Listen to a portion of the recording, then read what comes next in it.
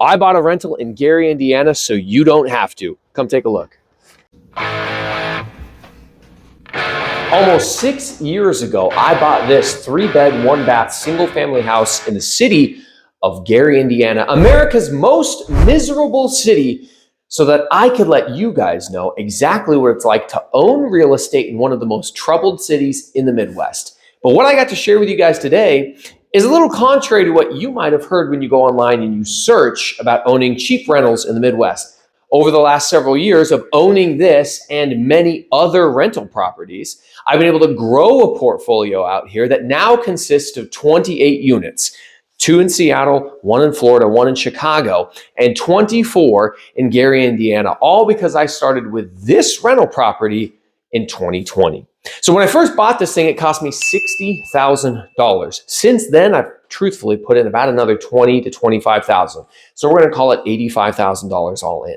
When I initially got it, it was rented at $875 a month with a $343 mortgage payment. I know you're saying that mortgage payment's cheaper than my car payment, to which I would say yes, rates were lower, prices were lower. They're not quite that low now, but you can still get a pretty good deal. As we move through this property, what you'll see is that not only do I have an entire finished upstairs, but I actually have a really nice finished downstairs. Let me show you where I spent a little bit more money. If you're interested in seeing more videos like this one here on YouTube, then consider following me over on Rumble, where I'm releasing Rumble exclusive content about my different investing strategies in Gary, Indiana. Hope to see you there. Back in 2022, I got the phone call that no property manager ever wants to get. Fire, flood, blood. Well, why don't we add to that foundation? I got a phone call saying, Mike, we're out at your property and I got bad news for you. These walls are caving in. This wall, it's caving in.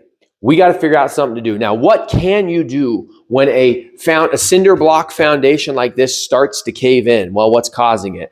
Probably a bunch of water on the outside that's getting near the side of the house. That's making the ground soft. The ground's pushing in, and it's affecting this wall over time. This house is from like 1947. It's affecting this wall, which is now starting to bow out. And what we don't want to have happen is the wall to collapse, and then the house falls.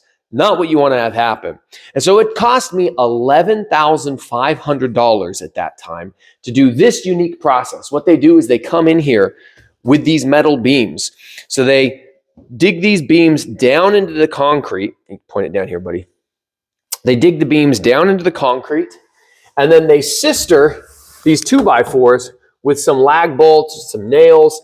There's a lag bolt back here that actually goes through the beam into the existing, not a 2x4, sorry, these are 2x6s, into the existing 2x6. They throw this lag bolt in here, and then they get all these different concrete beams in place, and then they steel beams in place, and then they put a little bit of concrete filler right in here just to fill the gaps. Because again, if you back up, bud, if you were to look at this, the wall was bowing out in the middle. So when you push the beam up against the wall, it's going to touch the middle. It's not necessarily touching the top or bottom. So they put the beam in here, they secure the beam into the ground and into the joist, and then they fill this gap with concrete. And they give it a lifetime warranty, and they guarantee that it will never move again, or they'll come out and fix your foundation. So you can see the wall. It's this entire length of this wall and the entire length of this wall. And if you come stand right down here and sight down it, you can see how it's more bowed out in a couple of other places all the way down there. If you've made it this far in the video and you haven't liked or subscribed, then what are you doing? You guys owe me. Look, my pain, my suffering. It was 1 degree outside when I filmed this stuff. You guys are killing me. We're dressed for the winter warmth right now. I've got layer 1, layer 2, sweatshirt, layer 3, a t-shirt, beanie, thermal underwear. I'm not even taking the knee pads off. It's that chilly. Why? Well, it's freaking freezing out here. That's why. It's 11 degrees due to the wind chill. Feels like 1. So we're dressed real warm. We're here actually, I'm just double checking the work. This place is about to have somebody move in just the next couple of days. So again, back to this rental property. I bought this thing in 2020. $60,000 purchase price, put another 20 to 25 in with some remodels and some different things like that. Rented for $875 initially. Today, the new rent is $1,250 to a private tenant. They're paying $1,250 a month. for this place. That's what they're moving in at.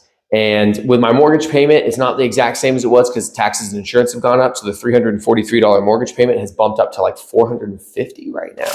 But essentially I make around $800 a month. The tenant's responsible for water. They're responsible for their own electrical. They're responsible for their own garbage.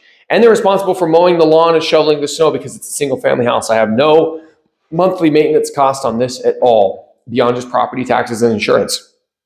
So is buying a rental property in Gary, Indiana worth it?